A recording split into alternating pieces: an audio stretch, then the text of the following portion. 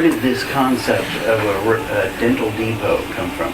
He originally had 2 old houses in Oklahoma City that he kind of married together with a connecting corridor, but he always had collected memorabilia. And so these 2 old houses that were married together into a dental office soon became, he was outgrowing his space. And he came to me one day and he said, I'm thinking about building a new dental depot.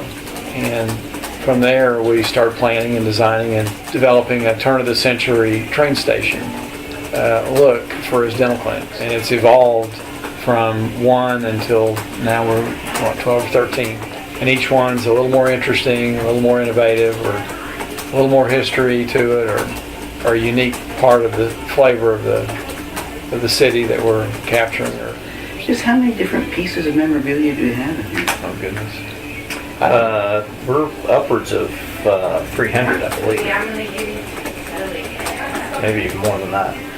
All from the owners or president? Yes, we have a warehouse in Oklahoma City, and we actually, on our travels, we actually go and seek out new art, things that we don't have, copies of things that we do have. Just as we continue to grow, that's obviously going to be one of our main thrusts is, to continue to find the unique memorabilia that we have. Like there's conductor uniforms, conductor's hats, lanterns, oil cans, model trains. We've been told that we have the largest collection of the small ride-on children's toys in the country. Can't verify that, but we've been told that. What really impressed me as I drove up here and saw it under construction and then nearly finished was the amount of detail that went into the exterior. The train, the back walk area, the gate, the water tower. Is that common for all of them, this type of? It is, and they get more realistic for everyone we've built. The water tower, for example, is a replica of a water tower built by one of the rail companies. I can't say which one. The semaphore is another exact replica of a semaphore on one of the tracks. The signal tower was actually a replica of a little toy that Dr. Ashmore found and thought interesting, and he gave it to Nick Richardson, who's our facilities manager, and they actually scaled it up and replicated it. And this is the second one we've done. So we took a little 2-inch toy and turned it into a 20-foot signal tower with unbelievable detail and everything else. It's, those guys are nothing short of artisans. There's usually a signal arm at one of the locations, as well as the semaphore, as well as the water tower, and certainly the small replica train.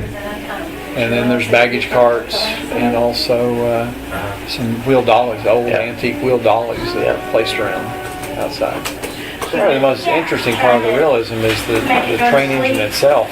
The original train engine that the doctor had built was done from I think, just a small Ford train that a retired fireman had built. No, they're going to fix cabins now. 13 later, they just get more realistic. We find more and more realistic pieces to put on the parts. If you go in the train here, it's got a couple of neat features on it. The first ones that we've done, and it's got an actual hand bellows that blows an air horn.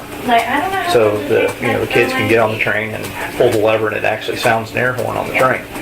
So as they find more and more realistic things that look like a true steam engine, they find ways to incorporate them in the trains. And we kind of do the same thing. Not electric or anything. That's correct. No full steam engine. That's correct. 1850s to 1900s. And we do the same thing in the offices as we find more unique memorabilia, or Phil and his team find more ways to incorporate features that are found in the turn of century train depots. We try to include those, in the design of the building and the decor and everything else. So Part of that character on the outside is the lap siding, details around the windows, the divided light windows. The paint colors are historic paint colors. That's one of the unique parts of, the old train stations was all the different brackets and details and overhangs that the old train stations had.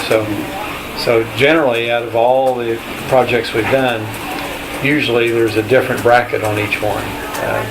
So it's part of the uniqueness of most projects is to have a different bracket. This one has the largest overhangs of any of the projects and the largest brackets.